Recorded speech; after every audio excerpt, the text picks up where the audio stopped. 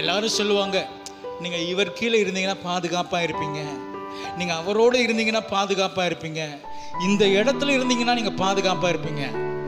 ஒன்று மட்டும் சொல்றேன், ஆண்டவருடைய கல்வாரி சிலுவையில் சிந்தப்பட்ட ரத்தத்தை காட்டிலும் வேறொரு விஷயம் இந்த உலகத்தில் நம்ம என்ன செய்ய முடியாது, பாதுகாக்கவே முடியாது, பாதுகாக்கவே முடியாது.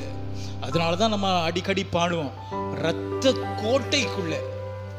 எப்படி கோட்டை சுவரெல்லாம் நம்ம பார்த்துருக்கோம்ல, எவ்வளோ பெருசா இருக்கும், அதுக்குள்ள யாரும் உள்ள ஊடுருவி வந்துடக்கூடாது, பாதுகாப்புக்காக கோட்டையை கட்டி வைக்கிறாங்க. ஆனா ஆண்டவர் நமக்கு என்ன செஞ்சிருக்கிறாரு, தம்மோட ரத்தத்தையே கோட்டையாக கட்டி வைத்து நமக்கு ஒரு ப்ரொடெக்ஷனை தர்றாரு, பாதுகாப்பு தர்றாரு. அல்லேலூயா.